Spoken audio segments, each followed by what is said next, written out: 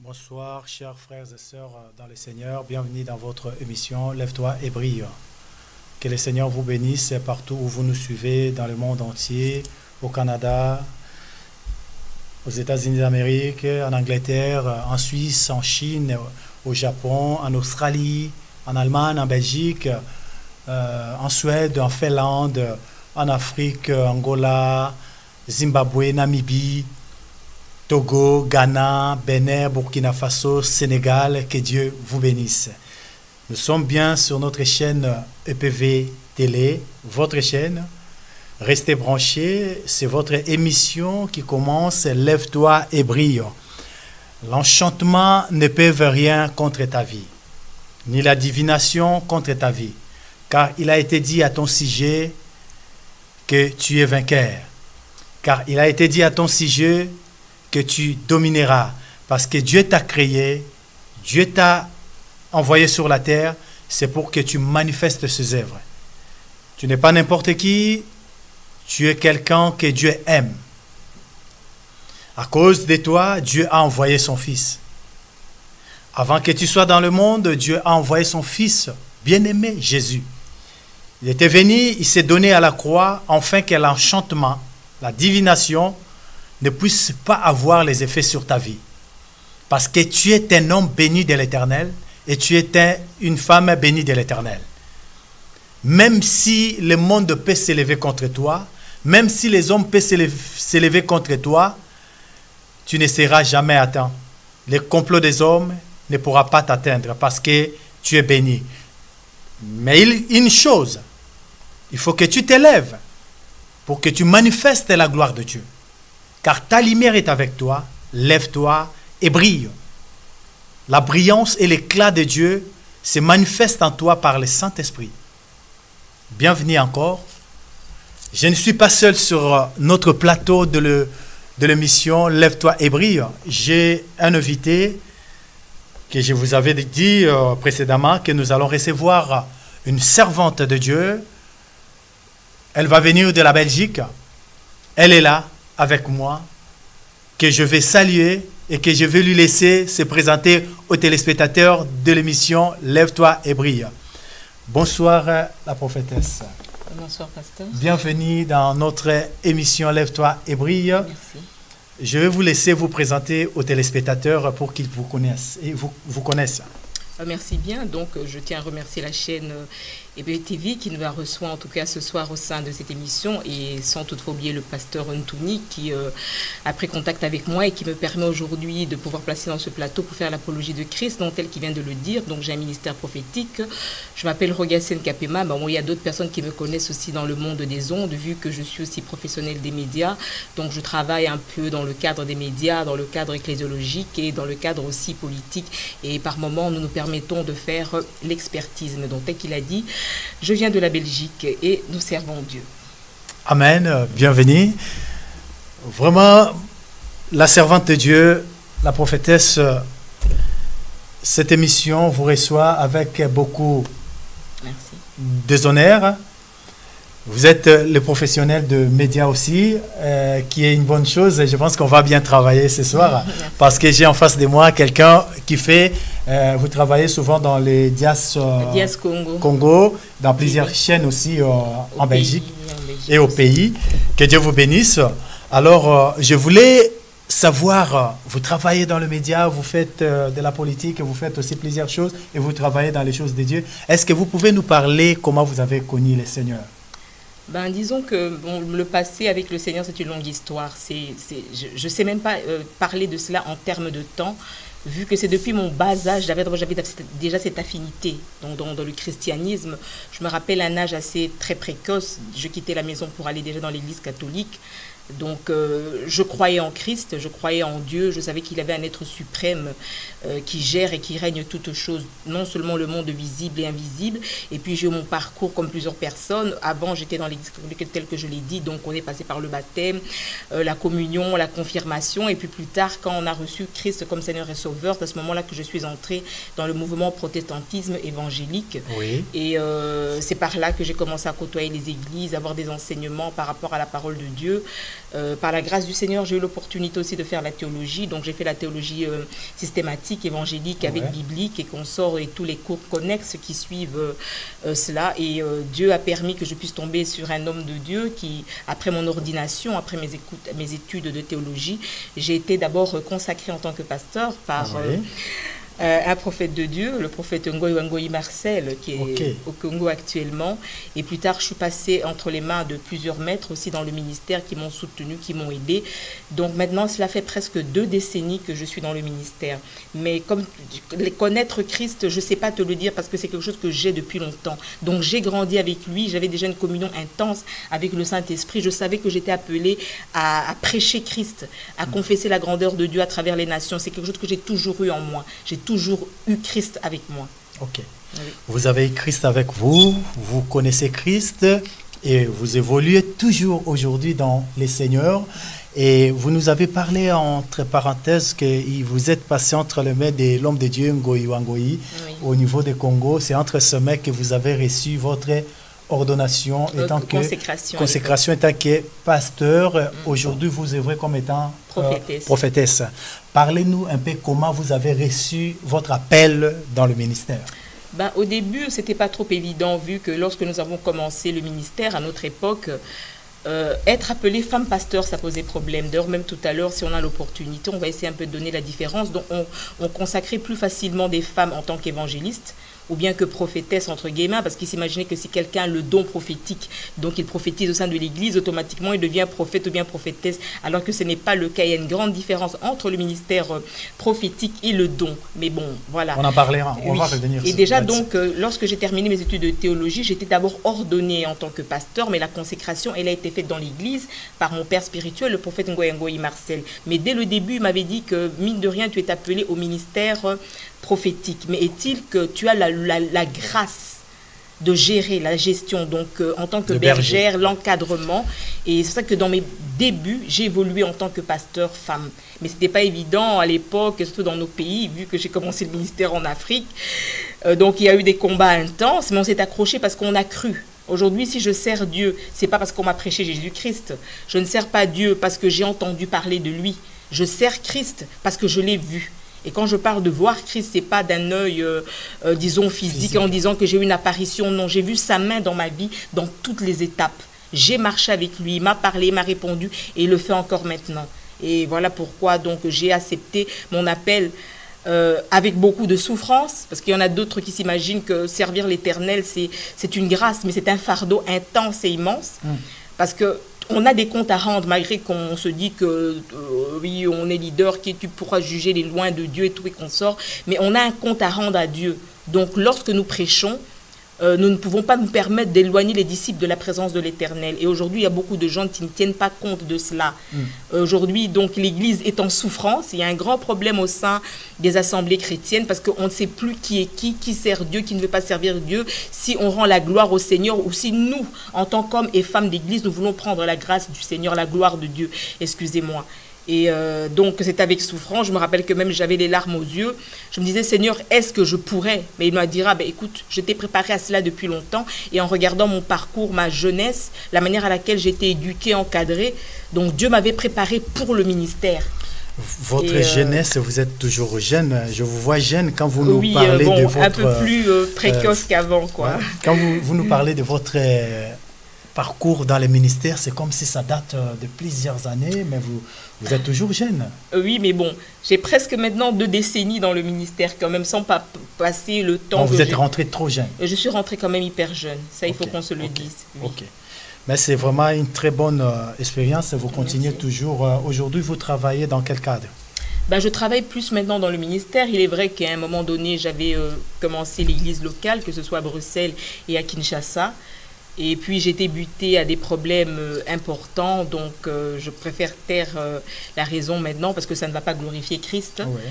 Et donc ça m'a vraiment lésée, ce qui a fait que pour le moment je travaille plus dans l'église locale mais plus dans le ministère en préparation pour revenir au sein de l'église locale. Amen, amen, oui. Amen. Vous travaillez dans la préparation, dans le ministère hein, que vous apportez. J'ai vu votre parcours, votre, comme on dit, votre CV. Vous parcourez le monde pour aller annoncer Christ que vous aimez tant, Christ qui a manifesté sa main, sa grâce dans votre vie.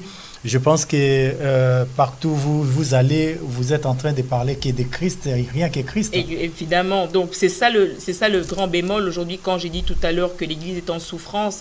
C'est parce qu'aujourd'hui, on apparaît plus que celui qu'on est en train de présenter.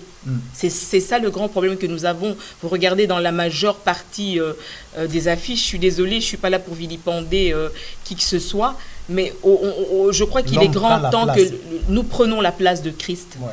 Même des fois, quand nous disons aux gens qu'ils viendront, il aura des miracles et des prodiges. Mais il n'y a qu'une seule personne qui dirige les miracles et les prodiges. Donc même la parole, lorsque nous véhiculons la parole de Dieu, c'est le Saint-Esprit qui exerce notre langue afin que nous puissions prêcher Christ. Amen. Donc on ne peut pas prévoir le miracle. Même toi qui, si Dieu t'utilise pour faire un miracle, tu seras épaté, tu vas dire Seigneur. Donc tu t'étonnes parce que tu ne t'y attends pas. Dieu est souverain et restera souverain. Là, il n'est pas notre garçon de course. Vous parlez de quelque chose de très important. Et les miracles préparés aujourd'hui, que venez, vous allez recevoir les miracles. Donc, il y a une provision des miracles qu'un pasteur a prévu dans son église. Si les fidèles viennent, ils vont les recevoir. Donc, ils sont des donateurs de miracles. C'est comme ça. Ben, disons qu'il y a certains, je suis désolée, je sais que ça ne va pas plaire à plusieurs, mais c'est des vérités, nous sommes dans l'émission Lève-toi et brille. Oui, il y a beaucoup de gens qui veulent prendre la place du Seigneur. Ouais. Alors que dans ces choses-là, moi je me limite, par exemple, même en tant que prophétesse, dans mon ministère prophétique, je me limite à la parole. C'est la parole qui opère les miracles. La plus grande des prophéties, c'est la parole de Dieu. Donc là, il faut qu'on s'accorde. Je ne peux pas me permettre de prophétiser dans l'Église sans avoir prêché Christ. Mais un prophète aujourd'hui, avant que je vous laisse nous donner les messages que vous nous avez apportés ce soir, un prophète, aujourd'hui, il y a la confusion, vous êtes prophétesse, il y a la confusion entre ministère prophétique et les dons de la prophétie. Nous voyons ça. Aujourd'hui, pour que l'homme soit un prophète, il faut qu'il commence à prophétiser seulement une femme. À l'Église, quand il commence à voir des visions, à prophétiser, et les prophéties en question aussi, c'est le passé. Il n'y a pas de prophéties d'avenir, il n'y a pas de prophéties de présent. Il n'y a que des prophéties qui sont vraiment, qui ont pris une forme, des prophéties bien faites, en fait, des prophéties fabriquées. Excusez-moi les termes, les prophéties fabriquées qui est toujours dans le passé des gens, le malheur des gens, et il est aussi basé sur le malheur, sur la souffrance des gens. On ne comprend plus. Est-ce que vous pouvez nous expliquer un petit peu c'est quoi les dons de la prophétie et le ministère prophétique, prophétesse? Ben, de toute façon, il est clair pour quelqu'un qui a une affinité avec Christ, il va automatiquement comprendre qu'il y a une grande différence entre le ministère prophétique et le don de prophétie. Le don de prophétie, c'est un don de révélation que tout enfant de Dieu peut recevoir. Et donc, vraiment, des gens qui ont déjà atteint la stature de fils et fils de Dieu. D'ailleurs, l'Église voudrait que même, Christ lui-même voudrait, excusez-moi, que tous nous ayons avoir le don de prophétie, oui. Parce que ça édifie le peuple de Dieu. Amen. On voit Dieu qui parle au peuple, qui est en train de diriger l'Église et donner les injonctions adéquates. Mais aujourd'hui, beaucoup de gens croient que si je prophétise dans l'Église, je deviens prophète. Non, je suis désolée. Le ministère prophétique, c'est un ministère de jugement et de redressement. Amen. Je sais que ça pique. Jugement, redressement, qu'est-ce qu'on veut dire par là? Un prophète, c'est quelqu'un qui vient avec un message particulier. Amen. Il n'y a aucun prophète qui peut entrer dans une assemblée locale, dans une église, que ce soit lors des conférences, sans avoir un message qui va mener le changement et la transformation. Et c'est ce que nous sommes en train de voir aujourd'hui au sein de nos communautés, dans notre pays. Par exemple, on parle des églises de réveil. Moi, ça m'a toujours choqué de ce genre de dénomination. Parce que le réveil, c'est quoi? Le réveil, quand il vient, il faut qu'il y ait un changement. Il faut qu'il y ait un boomerang. Ouais. On a parlé, par exemple, du mouvement des ménonistes avec la famille de Wesley, Charles Wesley, ainsi que son frère et leur maman Chantal, qui elle-même Dieu utilisait puissamment. Il y avait un réveil intense à l'époque au Royaume-Uni. Il y avait des bébés de 6 mois qui n'avaient pas de dents, qui prophétisaient de la part de l'Éternel. C'est ça le réveil. Le réveil amène le changement, la transformation. Mais nous appelons église de réveil, mais en réalité, en République démocratique du Congo, il n'a pas un réveil intense. La vie des gens ne change pas. Les gens sont en train de trimer, les gens quémantent dans les rues, la vie politique et sociale est encore précaire. Au niveau de l'Église, il y a trop d'antivaleurs, si je peux me permettre de le dire. Les gens se permettent aujourd'hui de mélanger les feux étrangers. Donc, tellement qu'on est habitué au spectacle, en fait, les gens ne savent plus différencier le vrai du faux. Ou bien ils savent que c'est le faux, mais on préfère aller vers le faux. Donc, vous verrez une personne qui fait réellement l'apologie de Christ, qui met Christ au centre de toute chose. Ces églises-là sont un peu sèches. On a besoin de voir des gens qui viennent pour se pavaner, nous dire qu'ils ont des avions, des hélicoptères. On préfère suivre ces personnes-là. Mais la personne qui prêche Christ a des problèmes. Et voilà, donc un ministre de Dieu qui est appelé au ministère prophétique, il vient avec un message précis pour le redressement. Donc si l'Église avait un problème, il vient avec un message qui va permettre que l'Église revienne à Christ. Amen. Et souvent, si l'Église n'entend pas le message, vous allez voir que au départ du prophète, ou bien de la prophétesse qui est vraiment habilitée par Christ, il y aura un grand mouvement dans l'Église. La Bible dit, vous avez été édifiés sur le fondement des apôtres et des prophètes, Jésus-Christ étant la pierre angulaire. Ça veut dire que les apôtres et les prophètes, ils ramènent le fondement. Exactement. Ils positionnent le peuple. Ce n'est pas les dons. Quand vous voyez dans vos réunions, vous voyez un prophète, il vient, ton oncle, ta tante, ceci, il a un don. De voir le passé. Et encore, il faut savoir que c'est aussi un don, parce que souvent, sans te couper la parole, tout à l'heure, tu m'avais posé la question qu'il y avait beaucoup de soi-disant ministres de Dieu qui prêchent que du passé. Oui. Alors que la prophétie, c'est quelque chose qui doit édifier le peuple de Dieu. Ouais, amener l'avenir, la vision de Dieu et nous ramener vraiment vers Christ lui-même. Mais si je viens, je passe mon temps à prophétiser en disant qu'on va te tuer dans ta famille, tel à préparer. Donc, où est l'intérêt? Quel est l'avantage de Christ? Amen. Donc, il faut qu'on ait le discernement des esprits, mais c'est un don que les fidèles, les disciples, excusez-moi parce que j'aime pas aussi le terme de fidèle. Nous sommes disciples de Christ. Dieu nous a envoyés pour amener les gens au disciple-là. Donc, beaucoup de disciples de Christ ne cherchent pas à avoir le discernement des esprits, alors que c'est vraiment un don par excellence aujourd'hui. Donc, si la prophétesse nous a bien éclairci sur les dons de la prophétie et le ministère prophétique. Ce sont des choses que nous devons savoir. Nous pouvons tous, comme dit un Corinthien, nous sommes capables de prophétiser parce que Dieu nous a appelés à prophétiser comme dit Joël. Exactement. Au temps de la fin, vos fils et vos filles prophétiseront. Nous avons besoin de ces dons de la prophétie qui nous révèlent l'avenir. Maintenant, un ministre de Christ, qui est un prophète de l'Éternel, nous approche de Christ. Parce que la Bible dit, quand l'Esprit viendra, il prendra tout ce qui est de moi, il vous les transmettra. Ça veut dire, le Saint-Esprit donne à un prophète tout ce qui est le meilleur de Christ, et un prophète nous transmet. Si toi, tu viens nous transmettre les malheurs de nos familles, tu viens nous transmettre les problèmes du passé, arrête, Dieu a besoin de toi, reviens à lui. C'est ce que je vais vous demander avec beaucoup d'amour. Vraiment, il est temps que nous revenons sur l'avenir. Nous devons avoir la vision du ciel. Nous devons savoir ce que Dieu a préparé pour nous. Nous devons savoir là où nous serons avec lui au moment de l'enlèvement. Qu'est-ce que nous allons vivre? Mais nous, on nous amène que dans le passé. Prophétesse, je reviens encore pendant quelques minutes si je vous donne la parole. Oui, donc c'est ça le bémol, parce que vous allez voir que les gens qui sont dans l'occultisme, parce que mine de rien, nous savons que le monde physique est régi par le monde spirituel. Amen. Donc ça, ce n'est pas un secret de polichinelle, tout le monde est au courant. Nous avons Dieu qui est là et nous avons un ange déchu, voilà, donc j'aime pas faire son apologie, donc je vais même pas le citer. Ouais. Et souvent les gens qui vont suivre donc les feux étrangers, qui touchent un peu par-ci par-là, vous verrez que dans leur magie, dans leur occultisme à eux, souvent on leur donne des messages par rapport au passé.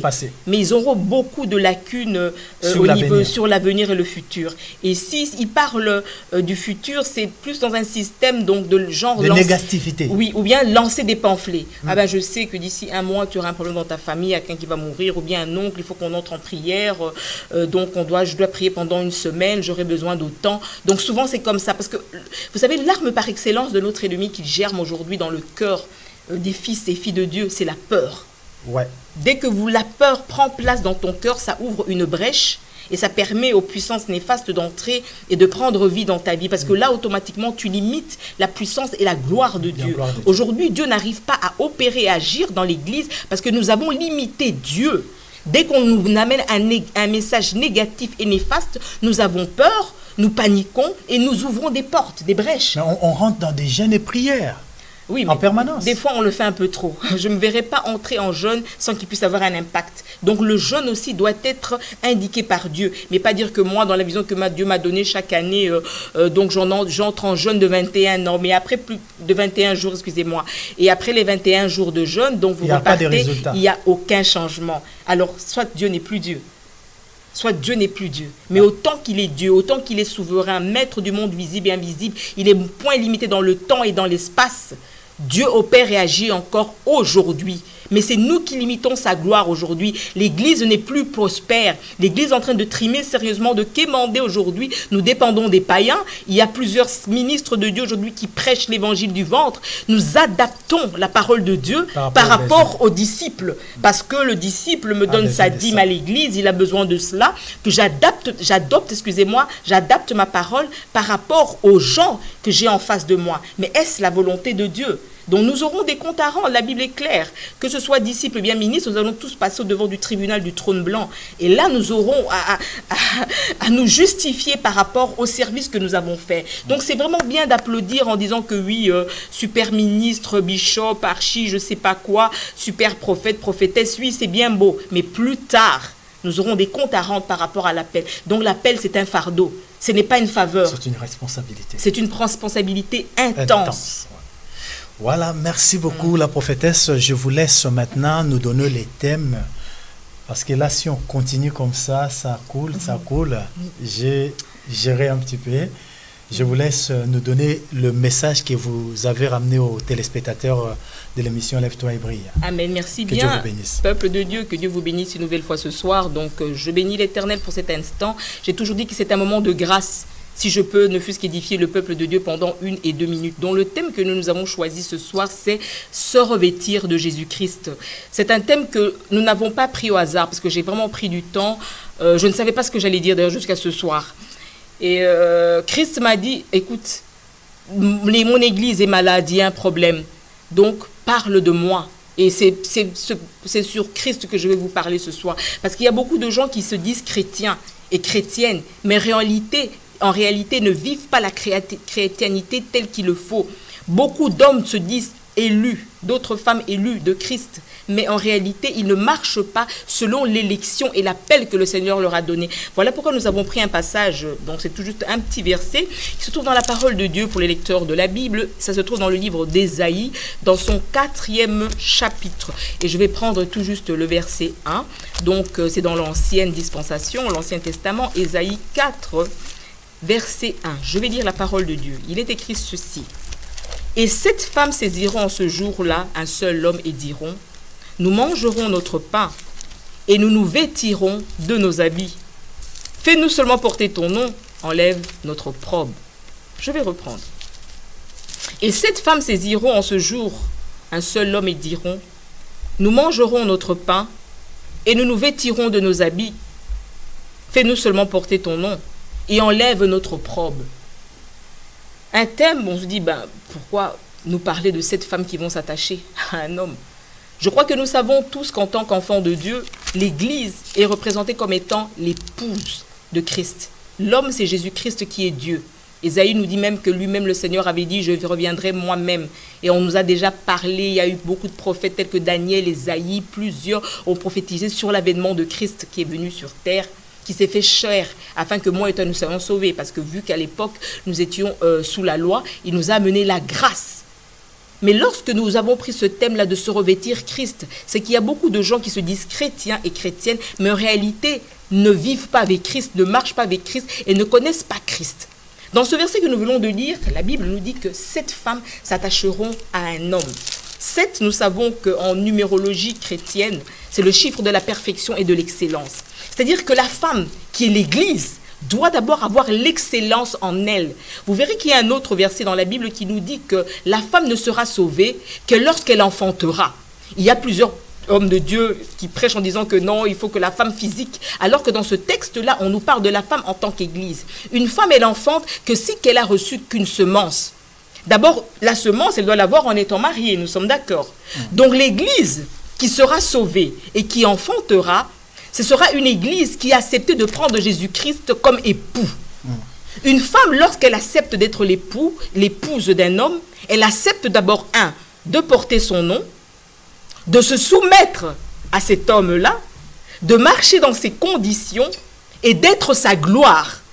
Donc nous, en tant qu'Église de Christ, lorsque nous l'acceptons en tant qu'époux, nous devons accepter de porter son nom. Et lorsque je porte le nom d'une personne, tout ce que je peux faire va l'honorer ou bien le déshonorer. Amen. Mais aujourd'hui, on s'appelle chrétien, chrétienne, mais cela nous permet aussi de déshonorer le Seigneur.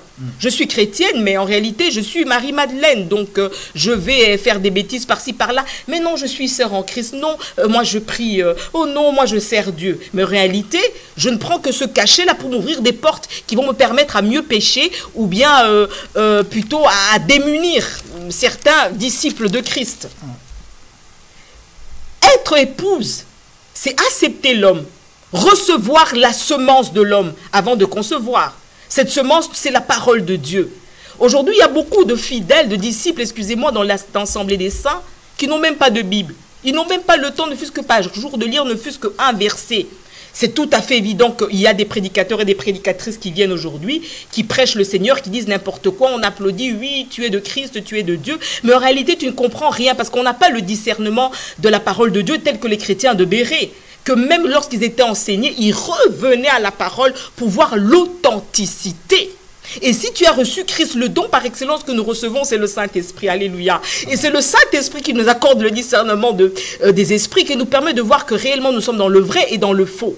Mais lorsque nous disons que nous avons reçu Christ, on fait des prières, on nous impose des mains. Mais ces gens-là qui tombent dans l'église sont toujours les mêmes. Ils tombent tous les jours, mais il n'y a aucun changement dans leur vie. Alléluia. Amen. Ils n'avancent pas, ils n'évoluent pas. Ils ne connaissent pas Christ. Et ils sont là en se disant chrétiens. Comment peux-tu enfanter sans recevoir la semence? La semence est la parole de Dieu. Et lorsque tu as la semence va habiter en toi. Et plus tard, on verra le fruit de l'esprit en toi. Et c'est cela qu'on dit que c'est cette femme-là qui sera sauvée. Et pour revenir à mon texte de ce soir, lorsque la Bible nous dit que cette femme, donc c'est l'Église, qui normalement devait être dans son excellence, alléluia, dans sa perfection. On doit voir aujourd'hui un chrétien, une chrétienne. On doit voir un homme, une femme de Dieu. On dit c'est Christ qui est en lui. Parce que vous savez, souvent on juge les gens par leur apparence. Ils portent une longue veste, elle porte un long voile. On dit non, cette femme-là, elle doit être intègre. Cet homme-là, il a Christ avec un grand bâton, avec une croix de 1 mètre de long. On dit celui-là, absolument, il doit faire l'apologie de Christ. Mais tant que tu n'as pas le fruit de l'esprit en toi, cela pose un quiproquo et un problème intense. Mais on juge par les apparences. On se dit que non, pour être chrétien, il faut avoir ceci, il faut avoir une superbe voiture, il faut avoir une rhétorique ou bien une éloquence invraisemblable. On juge les gens. Alors que tu n'as pas besoin d'être éloquent, mais si tu as Christ, le message va passer. Le message va transformer les gens. Les gens vont vivre Christ. Et les gens vont être transformés. Eux-mêmes, ils verront plus tard amener aussi les gens au discipolat. Et l'Église sera puissante. Donc cette Église qui devait être parfaite aujourd'hui se dépouille de Christ. Amen. Au lieu de s'attacher à un homme, l'être suprême qui est Jésus-Christ, qui est Dieu, alléluia, celui Amen. Qui amène le changement, la transformation, le seul qui a le pouvoir de te bénir, parce que les autres sont faits de bois, d'argile, de fer, ils ne parlent point, ils ne transforment point, ils ne bénissent point. Amen. Nous allons auprès des êtres faits par l'imagination des hommes, d'argile et de fer. Des êtres qui sont faits selon des entités, des dénominations des anges déchus, des démons. Nous nous attachons à eux au lieu de nous attacher à Christ. Ou bien soit nous disons, ben oui, nous allons des assemblées des saints, mais laisse-moi seulement porter ton nom, tel que la Bible nous le dit. Aujourd'hui, je peux être chrétienne, je me dis servante de Dieu, je me dis serviteur de l'Éternel, mais je porte seulement le nom de la chrétienté. Mais en réalité, je tue. Je tue dans l'église en venant avec n'importe quoi. Des messages qui sont vraiment en dehors de l'orthodoxie, de la droiture, de l'intégrité. Parce qu'aujourd'hui, on aime tellement... En fait, on a adapté la parole de Dieu, pasteur Emmanuel. On a tellement adapté la parole de Dieu, donc on peut faire prêcher des messages qui vont plaire. Mais est-ce que c'est le message que Dieu a prévu pour le moment? Parce que Dieu amène un message chaque temps.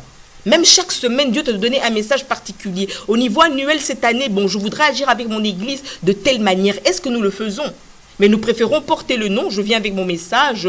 Je suis Cupide à mort, donc je viens pour rançonner le peuple de Dieu. Je viens pour rançonner un frère ou bien une sœur en tant que sœur dans l'église. Je suis un frère, je suis dans le monde. Peut-être dans le monde, ça marche plus trop bien. Peut-être j'étais marabout ou bien, bon voilà quoi, j'avais une vie qui n'était pas tout à fait orthodoxe. Mais en tant que chrétien, dès que je me présente auprès d'une sœur, je dis non, tel que tu me vois, ma sœur, ben voilà, je suis l'évangéliste Antoine, je sers Dieu puissamment. Ça passe automatiquement. Et tellement que les gens, l'être humain, la nature humaine, la chair, on a l'habitude de s'accrocher à ceux qui frappent. Oui. Automatiquement, les gens acceptent. Et le peuple de Dieu est biaisé. Aujourd'hui, nous avons vidé les assemblées des saints par notre comportement. Nous portons seulement le nom de Christ, mais en réalité, nous ne sommes pas réellement des épouses de Christ. L'Église ne porte plus réellement le nom d'épouse de Christ. On s'attache. Laisse-moi seulement porter ton nom, je vais me revêtir moi-même. C'est ça le grand bémol aujourd'hui. Dans l'Église, quelle est la puissance réelle qui est en train d'opérer et d'agir? Nous voyons aujourd'hui des fidèles qui viennent dans l'Église servir l'Éternel, par exemple. Il est là, par exemple, je prends l'équipe de musique. Il passe devant, il prend son micro, les arrangements, je joue la guitare, la batterie, la basse, je fais les balances au moment de la louange et l'adoration. Tout se passe pour le mieux. Dès que le prédicateur passe devant, bien que la prédicatrice, ils vont dehors, ils vont fumer. Donc ils viennent dans l'église comme étant des professionnels. Donc ils sont là, ils sont payés pour chanter, payés pour jouer les instruments et sortir. Mais après on les appelle frères. Mais je crois qu'il faut qu'on se calme. Ouais. Est-ce que ces personnes-là ont pris le temps de recevoir Jésus-Christ comme Seigneur et Sauveur? Ils sont revêtus de quel esprit? Qu'est-ce qui domine dans leur vie? Ils sont gérés par quoi? Par la parole de Dieu ou bien par autre chose? Laisse-moi seulement porter ton nom, mais je me revêtirai moi-même. Aujourd'hui, nous voyons des gens qui viennent avec des feux étrangers dans la soi-disant maison de l'Éternel. L'Église n'a plus de puissance parce que je ne comprends pas comment est-il possible qu'il y a des gens qui viennent avec des talismans, qui viennent avec des feux étrangers dans l'Église et l'Église n'arrive pas à amenuire leur pouvoir. Il y a un problème. C'est des églises ou c'est ça la question? Des dénominations qui se disent, des dénominations qui se disent assemblées de saints, qui portent des gros noms, dernier prophète, le prophète des temps présents, gna gna gna gna gna. Donc il y a tellement de dénominations aujourd'hui que même Christ de son trône de gloire, je ne sais pas qu'est-ce qu'il en pense. Bah, le Saint-Esprit lui-même, il est avec nous, il est étonné de ce qui se passe. Si cela est possible, mais comme tout est prédit, parce qu'il n'y a rien d'hasard, hein, sous le soleil, même la Bible nous dit, plusieurs viendront à mon nom et diront, j'ai prophétisé, n'ai-je pas guéri les malades, n'ai-je pas prêché en ton nom? Elle dit, moi, loin de moi, je n'ai jamais connu mauvais serviteur. Et nous sommes en train nous rentrons dans l'accomplissement de ces prophéties. Exactement, donc pour autant dire que Dieu est Dieu. Qu'est-ce que les enfants de Dieu vont faire? Parce que continuez votre message, qu'est-ce que les enfants de Dieu vont faire? Il faut qu'ils fassent quoi? Qu'ils arrivent à être revêtus de Christ de telle manière, de quelle manière? D'abord, il y a une chose. J'ouvre la parenthèse, après je vais revenir dans le petit message. On ne peut pas servir un être que l'on ne connaît pas. Et c'est ça le grand problème aujourd'hui. Beaucoup d'hommes et de femmes se disent chrétiens, chrétiennes, mais ils ne connaissent pas Dieu. Parce qu'ils sont ignorants. Il est vrai que la Bible nous dit que nous connaissons en partie et que nous prophétisons en partie. Ça, je suis d'accord.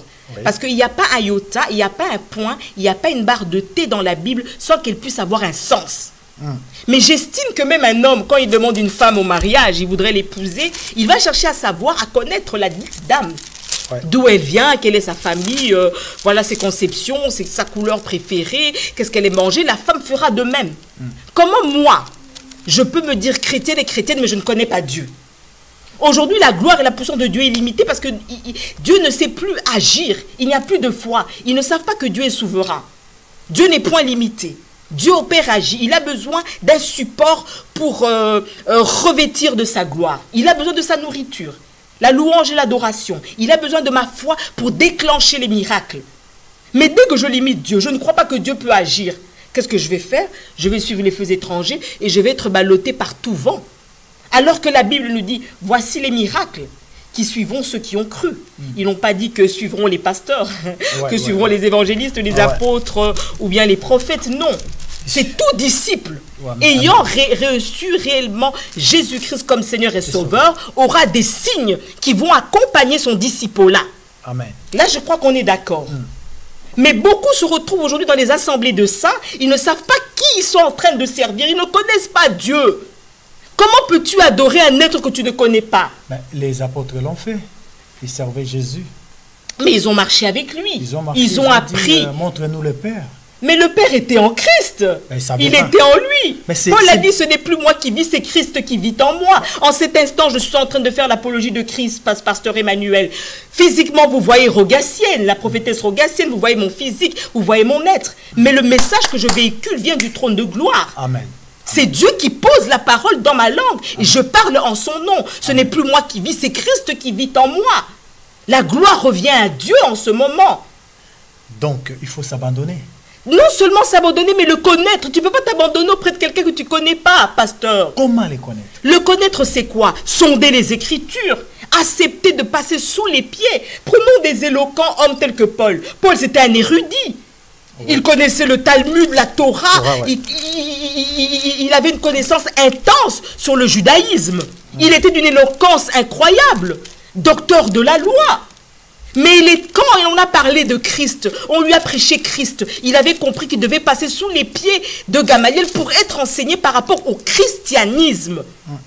Je peux être éloquente, avoir des diplômes, des doctorats, être professeur d'université, mais je ne suis rien si je ne connais pas Christ. Et ce n'est pas Christ qui m'utilise. Je préfère prêcher en Chiluba, je préfère prêcher en Kimbetu, je préfère prêcher, je ne sais pas, en Swahili, mais je prêche Christ que je connais. Avant de servir quelqu'un, avant d'avoir un maître, avant d'être l'épouse, je dois connaître mon homme. Vous vous imaginez, je me marie aujourd'hui, j'ai mon mari, il est avec moi.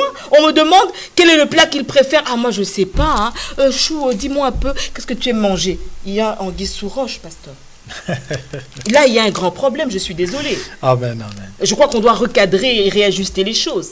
Donc pour être disciple, il faut d'abord connaître Christ. Accepter d'être enseigné. À connaître Christ. Il faut qu'on ramène tout le monde, tous ceux qui tâtonnent à revenir à Christ. Mais le grand bémol, je sais que je vais me faire guillotiner à la Robespierre. Ouais. Il y a des gens qui font l'apologie de Christ, mais qu'eux-mêmes ne connaissent pas Dieu. C'est ça le problème. Bah, c'est des mercenaires. Je suis désolée, mais bon, voilà. Donc chacun a sa conscience. Donc, en fait, c'est ça. On n'aime pas le vrai, on aime la para. Donc, comme on dit en lingala, système est donc on touche gauche à droite. Donc, yamba, poké, à twende. On n'a que ça. Mais prêche-nous Christ. On a besoin de connaître qui est Jésus, de quelle manière il opère, de quelle manière il agit, et qu'il amène le changement, le réveil et la transformation. C'est ça que l'Église a besoin aujourd'hui. L'Église a besoin d'être puissante. Laisse-moi, je vais me nourrir moi-même. Quels sont les livres que nous nous nourrissons? Aujourd'hui, il y a beaucoup de gens qui ne lisent même pas la parole de Dieu. On préfère lire tel bouquin. C'est pas bon. On a besoin de nourriture. Des autres. On a besoin quand même de lire. Moi-même, je le fais. Il n'y a pas de problème. Ça peut m'arriver de temps en temps. Le pasteur Emmanuel a écrit un livre que je lis un peu m'édifier aussi par rapport à son expérience, à sa connaissance, à son affinité, sa communion qu'il a avec Christ. Amen. Là, on est d'accord. Il n'y a pas de problème par rapport à cela.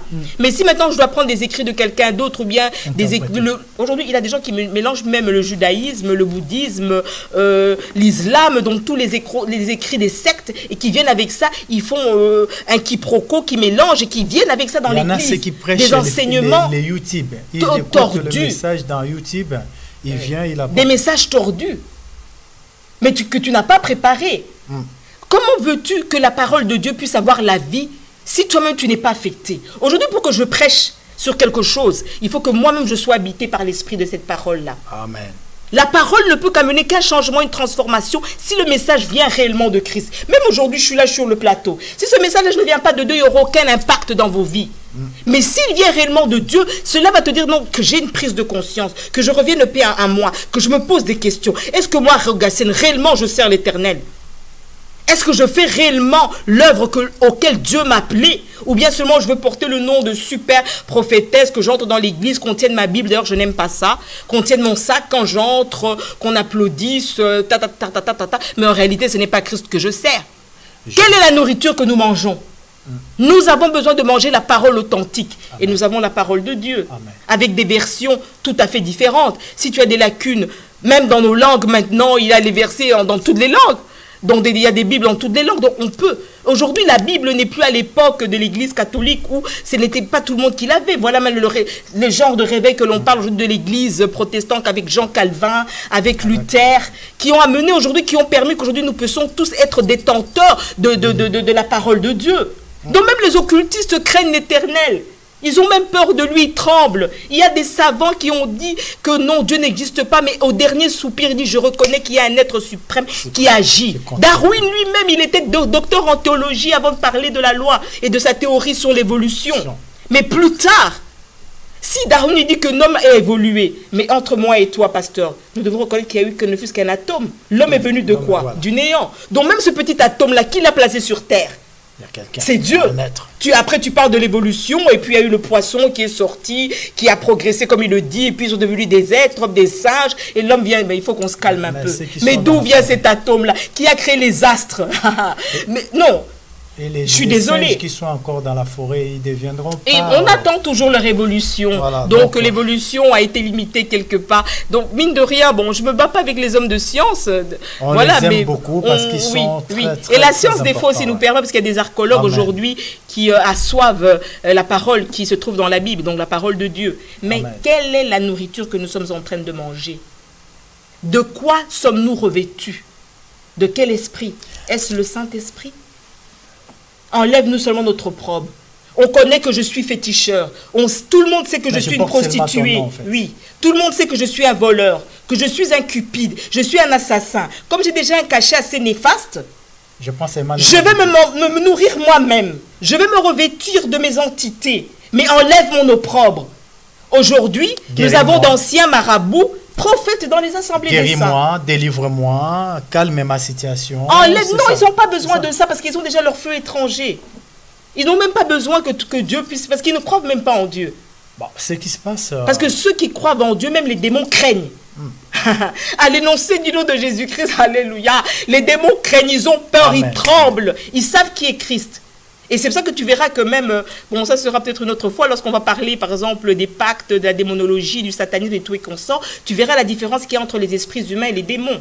Ouais. Un esprit humain, quand tu le chasses lors des séances de délivrance, il est têtu, parce qu'il a d'abord l'autorité que Dieu a donnée à l'homme. Et l'homme, comme il est limité dans la foi, il boude.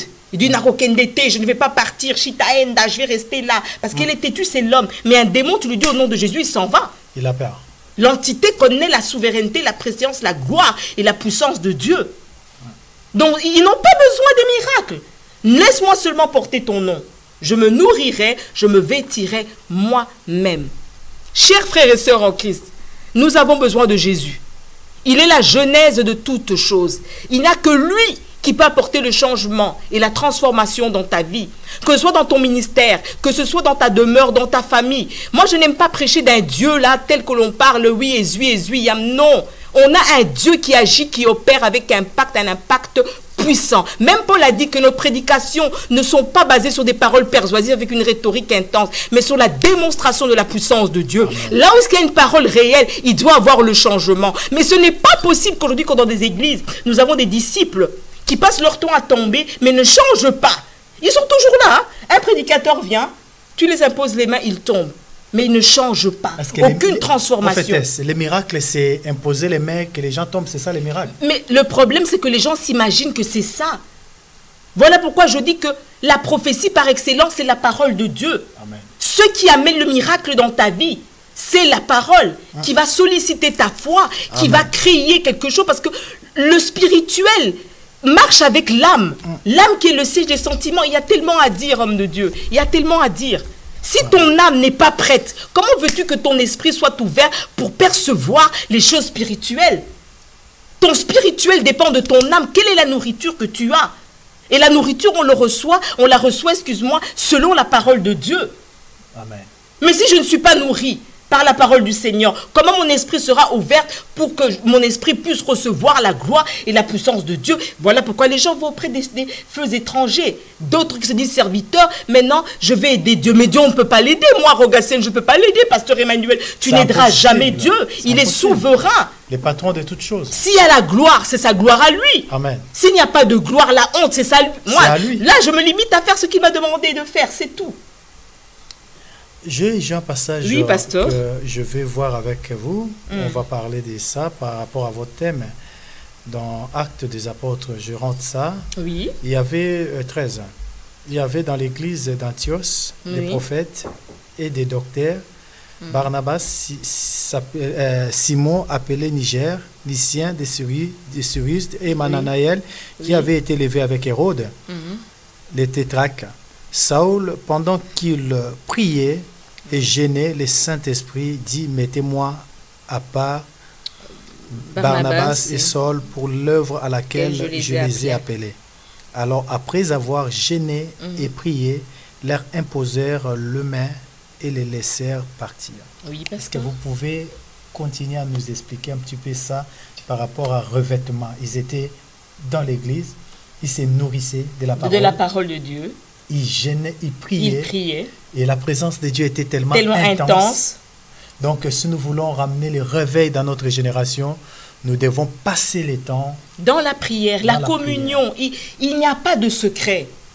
Et la prière, c'est pas dire que non, je vais m'enfermer quelque part. Tu peux être en connexion, Amen. Tu peux être en connexion avec Dieu en tout moment. C'est d'abord que ton esprit soit disposé. Tu travailles à part le ministère, homme de Dieu. Mais quand tu es au boulot, il y a des moments, tu as des moments de consécration. Tu n'as pas besoin de crier, de gueuler pour qu'on sache que non, le pasteur Emmanuel est vraiment concentré en train de prier. Non, ton esprit peut parler à Christ. Amen.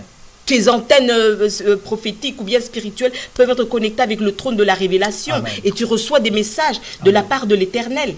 Donc pour que l'Église soit revêtue de son état glorieuse, nous devons prendre du temps dans la prière, dans la communion, n'écouter que la parole de Dieu. Et la preuve en est dans le passage que tu viens de nous donner dans Actes des Apôtres. Tellement que la gloire était intense, Dieu avait compris qu'il devait se mettre à part de serviteurs. Et je reviens à ce que tu as dit tout à l'heure par rapport au fondement de l'Église, qui est basé sur les apôtres et les prophètes. Amen. Je sais que je vais me faire guillotiner, mais j'estime que les personnes qui sont habilitées à reconnaître les ministères, ce sont les apôtres et les prophètes. Quand je vois un pasteur consacré, un prophète, un pasteur consacré à un apôtre, il y a anguille sous roche. Quand je vois un pasteur consacré à un évangéliste, pour moi, ça pose problème. Les personnes qui viennent avec le support du ministère, excuse-moi, homme de Dieu, c'est le prophète et c'est l'apôtre. C'est lui qui a la révélation et qui établit le ministère. Ils ont les fondements. Ils ont le fondement. Mais en tant que pasteur, au moins je consacre un apôtre dans l'église, je consacre... dont les gens ne savent pas qui c'est. C'est pour ça que je dis, il faut qu'on revienne aux Écritures. Être enseigné, c'est important. Voilà pourquoi que pour servir l'Éternel, pour marcher avec Christ, il ne faut non seulement avoir la connaissance, mais il faut savoir l'esprit. Mais si tu as l'esprit et tu n'as pas la connaissance, tu es un danger. Si tu as la connaissance et tu n'as pas l'esprit, tu es un poison. On a besoin des deux pour marcher avec Christ. Amen. Le revêtement, se revêtir de Jésus-Christ. Jésus-Christ lui-même voulait que nous puissions nous revêtir de lui. Oui. Comme lui-même était rempli de Père. Il dit, le Père est à moi, je suis dans le Père. Si nous voulons bouger cette génération, changer les choses, nous devons accepter de revêtir Christ. Comme Christ lui-même a prévu, il nous a donné son esprit pour qu'il nous donne la possibilité de pouvoir être revêtis de lui.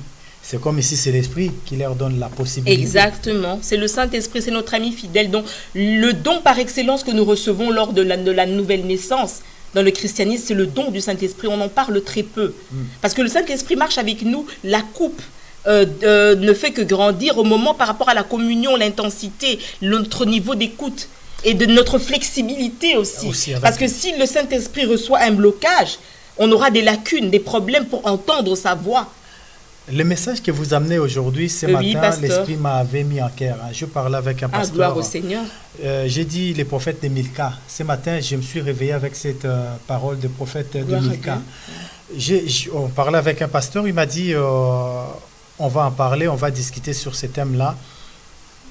C'est ce que nous vivons dans notre génération. Les gens font le ministère. Pourquoi? Parce qu'il y a des gens qui payent la salle. Ils sont là, il va prêcher la parole par rapport à... Oui, et on devient esclave. Il est devenu esclave des gens qui contribuent à l'Église. Prophète de Milka. La génération doit sortir de ces choses. Amen. Nous devons revenir. Si vous êtes dans une église, vous financez l'église, vous aidez l'église à évoluer, sachez que vous êtes en train d'aider Christ. Vous serez récompensé par Christ. Mais si vous le faites pour prendre des hommes de Dieu en otage, afin qu'ils prêchent des messages que vous voulez, vous ne serez pas bénis. Vous savez, la bénédiction que nous recevons de Christ, c'est aujourd'hui et pour la génération future. Amen. Nous avons des enfants, ils vont peut-être pas hériter l'argent que tu vas leur donner, mais ils peuvent peut-être hériter la bénédiction spirituelle Amen. Que tu es en train de léguer à tes enfants par rapport à ce que tu fais pour Dieu. Ce que tu fais pour Dieu n'est pas oublié, ne sera jamais oublié. Amen. Mais si tu le fais de tout ton cœur, pour que l'œuvre de Dieu avance, que les âmes reviennent à Christ, continuez à le faire, ma soeur. Amen. Continuez à le faire, mon frère. Si pasteur prêche pour te flatter, va voir ton pasteur. Dis-lui, pasteur, prêche-moi les paroles qui vont me convertir. Amen. C'est ça. Tu feras l'œuvre de Dieu, toi aussi. Et Dieu te bénira. Mais si tu vas continuer, oh ben, moi je vais vivre dans mes péchés, le pasteur, quand il va se mettre debout, il va prêcher les choses qui vont me plaire. Pourquoi? Parce que si il parle autre chose, je quitte l'église. Tu vas quitter l'église, mais Dieu ne manque pas de provisions. Dieu ne manque pas les gens. Il est temps que nous revêtons Christ dans notre vie. Nous puissions nous revêtir de Christ. Pas seulement par l'apparence, mais ça serait à l'intérieur et ça deviendra visible. Par le fruit du Saint-Esprit. Par le fruit du Saint-Esprit. Quelqu'un qui a Christ, on le sent vraiment d'une façon intense. Donc on n'a pas besoin, parce que comme on l'avait dit tout à l'heure, des fois on s'attache à ce qui frappe à l'œil, pasteur. Mais tu peux passer quelque part, on sent la douceur, on sent la paix. Vous savez, l'onction, elle se communique, elle se sent. J'étais avec des gens cette semaine, oui, quelque part.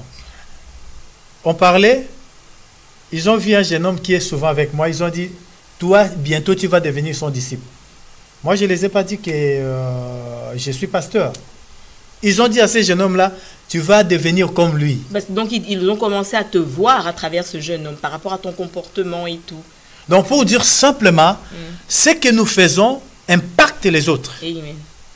Ça ne peut pas peut-être être visible comme ça, toi-même, tu ne vois pas, mais les changements, le revêtement de Christ devient palpable par rapport à ce que nous avons reçu de Dieu.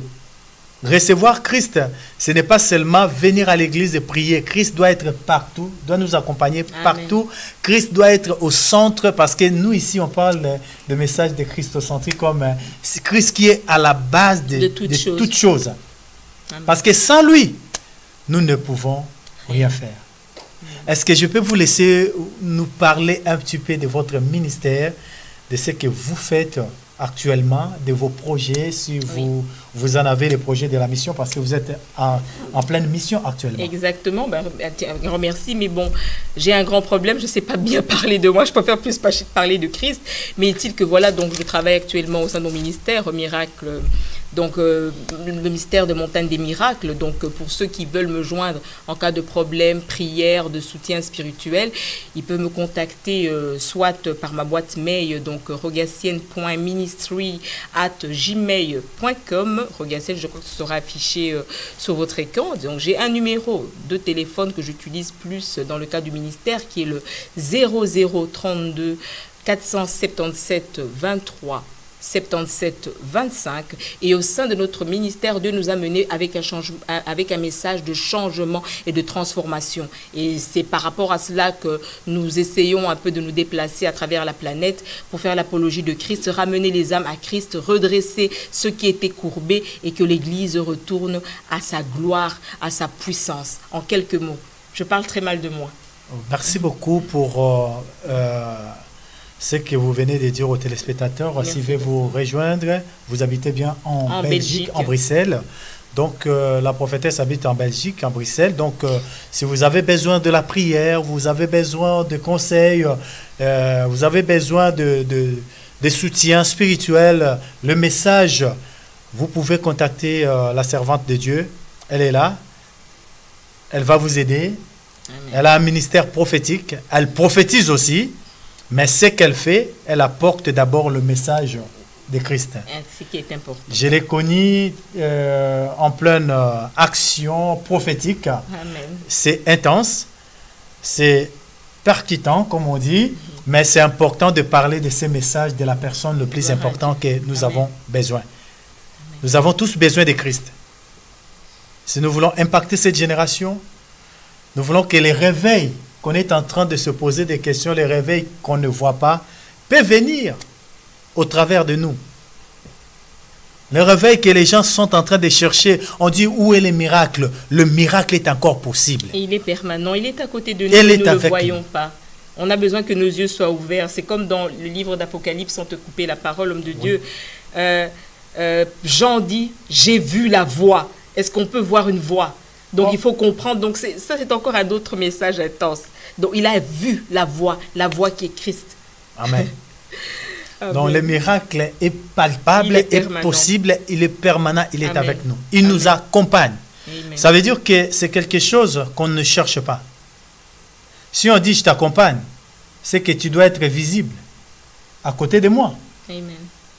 Si les miracles que la Bible dit nous accompagnent, ça veut dire que je peux sortir ici, il y a le miracle, je suis ici, il y a le miracle, partout où je peux Il y a le être, il y a le miracle. Dieu n'a Donc point je n'ai pas changé. Et besoin nous-mêmes, d'aller gêner, il est toujours à nos côtés. faire des efforts personnels, chercher un prophète et donner 10 millions d'euros pour obtenir un miracle. Non, le miracle est avec toi. Tu peux donner ton action de grâce. Oh, tu mais peux le le donner. miracle, on ne le monnaie pas. Voilà, elle est avec toi. Ma soeur, mon frère, le miracle est avec toi. Mais le problème est que assis-toi sur le pied des apôtres et des prophètes. Amen. Et sur la parole, et le Saint-Esprit t'ouvrira les yeux Amen. pour que tu comprennes là où Dieu est en train de t'amener. Toi, prophète, toi, prophétesse, toi, serviteur, ne deviens pas prophète de Milka. Pour servir aux tables de Milka au lieu de servir tout Israël. Sortez de ces choses.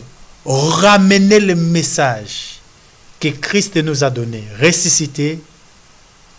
Il est assis à la droite de Dieu. Il revient bientôt. Mort à la croix. Il a payé pour le péché de ceux qui souffrent. Il est temps que nous nous lèvons, Amen. que nous brillons. Amen. La génération qui va manifester les œuvres de Dieu est en place.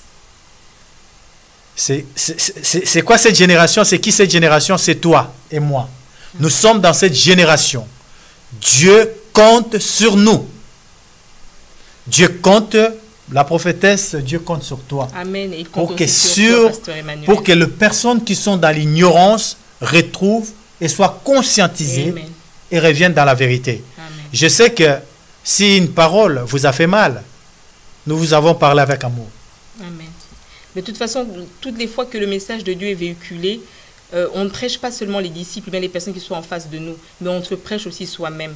Donc j'estime que tout homme qui est habilité à se mettre devant le pupitre, lorsqu'il prêche la parole de Dieu aussi l'affecte personnellement. Donc par rapport à ce message que nous avons eu le temps d'exhorter pendant quelques minutes de Ésaïe 4.1, Dieu aussi me parle aussi à moi, Rogacienne, de ne pas seulement vouloir porter son nom afin qu'il enlève mon opprobre et que je me nourrisse et me vêtisse moi-même. Mais j'ai besoin d'être nourri par Christ, j'ai besoin de me revêtir de Jésus-Christ, l'homme par excellence, le Saint des Saints, le Dieu de gloire, de majesté.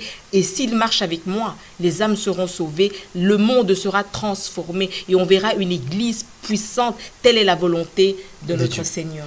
Amen. Que Dieu bénisse. Amen. Un mot de la fin. Le mot de la fin, ce que je peux dire, c'est que Jésus-Christ revient bientôt. Il est vrai qu'il y a beaucoup de gens qui prennent ça comme étant un slogan, Jésus revient bientôt. Mais que Jésus revient bientôt, c'est pas seulement dans son avènement dans les airs. Il peut revenir bientôt demain. Je suis là debout, quelqu'un d'autre est debout, il trépasse, il tombe et il meurt raide. Donc il faut toujours préparer son départ. On ne sait pas à quel moment Dieu va t'appeler. Je ne sais pas à quel moment Dieu va m'appeler. Il faut toujours se préparer. Et se préparer, c'est être en communion avec l'Éternel.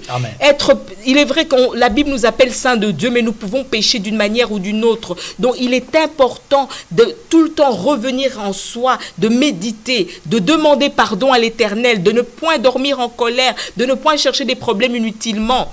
Donc essayons de placer Christ à la base de toutes choses, afin que si Christ vient nous récupérer aujourd'hui, que ce soit l'Église puissante, visible, ou bien personnellement, il retrouve en nous sa gloire, sa puissance et sa parole. Donc Jésus-Christ revient bientôt, mon frère et ma soeur. Si nous avons dévié, revenons à Christ. Ministre et ministre de Dieu, si nous ne prêchons pas Christ, revenons à Jésus. Il est la parole par excellence. C'est lui qui peut nous élever. Les fétiches ne nous élèveront jamais. Les feux étrangers ne nous élèveront jamais. Et aucun d'entre nous prendra la gloire de l'Éternel. Il n'y en a qu'un seul qui est digne de régner, d'opérer et agir en tout temps. Que Dieu vous bénisse. Amen. Que Dieu bénisse la prophétesse Rogassen de la Belgique en Bruxelles. Merci bien. Bienvenue dans notre émission.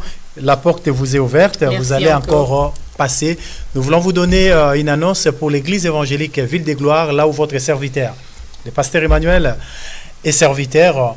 Nous sommes actuellement 3 rue Vaillant, rue Édouard Vaillant à Chevely-Larry. Si vous voulez nous rejoindre, nous sommes là tous les mercredis de 18h30 à 20h30 et le dimanche de 15h à 17h30. Il y a les coordonnées pour avoir d'autres précisions. Mon numéro de téléphone est affiché sur nos écrans. Vous pouvez m'appeler si vous avez besoin de la prière, vous avez besoin des conseils. Vous voulez aussi passer à l'émission, les hommes d'affaires, les entrepreneurs, les gens qui font des choses et les hommes de Dieu. Si vous voulez passer, appelez-moi. Je suis disponible. On va organiser pour que nous puissions vous recevoir sur notre plateau de l'émission Lève-toi et brille. C'est une émission du Vert. Nous recevons tout le monde. Les gens qui font des affaires, les gens, voilà, que Dieu vous bénisse. Si vous voulez aussi soutenir votre chaîne EPV Télé, envoyez vos dons, envoyez vos dons, vos chèques sur www.epv Télé. Vous allez avoir le numéro de notre ingénieur, le pasteur Constant. Vous le contactez, il va vous donner toutes les précisions pour que vous nous envoyiez vos dons et vos participations, vos soutiens, pour que votre chaîne à vous, EPV Télé, puisse fonctionner. Que le Seigneur des armées, qui est le roi des gloires, vous bénisse. Et nous vous souhaitons pour demain dimanche de très bonnes cultes. Que Dieu soit avec vous et que la grâce de Dieu coule dans vos assemblées. Restez sur le pied des apôtres. Prophétesse, que Dieu vous bénisse. Que Dieu te bénisse, pasteur Emmanuel Ntouni. Merci beaucoup. Merci bien. À très bientôt avec d'autres invités. Au revoir.